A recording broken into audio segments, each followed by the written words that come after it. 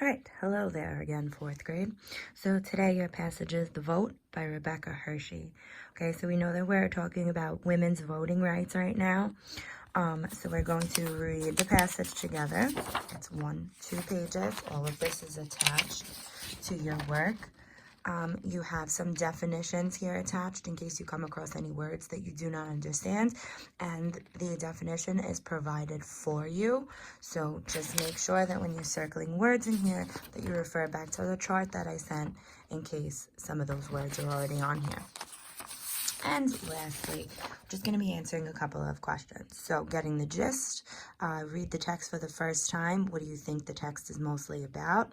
Then you're going to give me a main idea for each section. Pay very close attention because you have paragraph 4 by itself.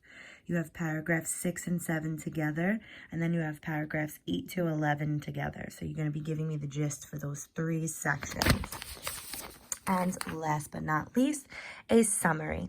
So when you are doing your summary, I want you to think of your W questions. Who is the story about? What is it about? Where is it taking place? When is it taking place? Why is it important? Okay, those are all very big questions to think of as we're reading that will help you with part 3. So let's get to it. I'm going to flip again just so I can get really close to the text so that you guys can follow along. Imagine that when you grow up, you are not allowed to vote for the next president of the United States. You are not allowed to vote on certain laws that may affect you and your family, and your opinion does not matter. Why? You are a woman, and you do not have the right to vote. If you try to vote, you will be arrested. That was then, perhaps when your grandmother's mother was a little girl. Today, however, voting is one of the most important rights we all have, men and women. But how did things change? There were many women through the years who worked very hard, sometimes devoting their entire lives giving speeches, forming women's groups, picketing, writing politicians, anything they can do to change the laws that kept women from voting. But there was one little girl who grew up to be the most important women of all in the fight for the right to vote. In 1820, in the small town of Adams, Massachusetts, a little girl was born. She was one of 8 children. Her mother and father named her Susan Brownwell Anthony. When Susan was 11 years old, she rushed home from school very upset. She told her father that the teacher refused to teach her long division in her math class because she was a girl and there was no need for her to know such things.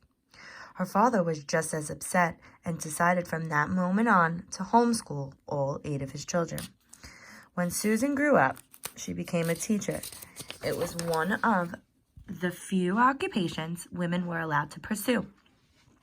Susan taught for several years, but then had to go home and help her family take care of their farm.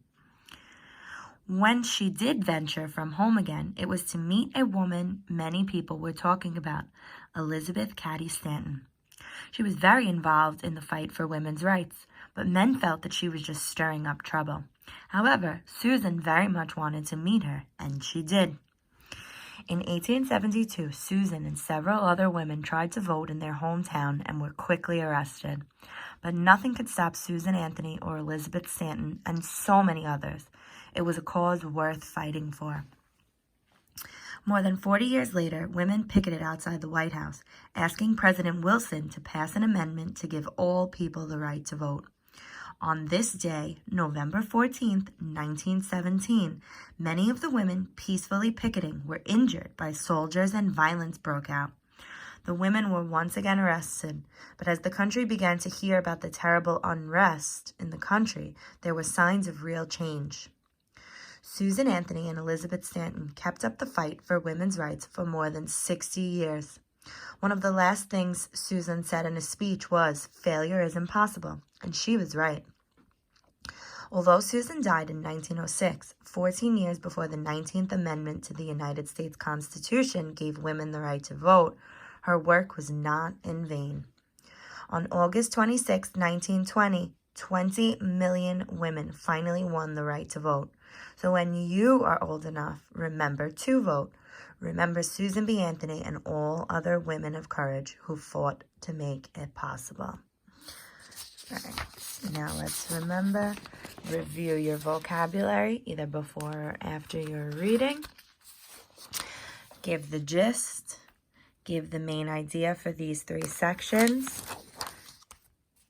And give a summary of the text.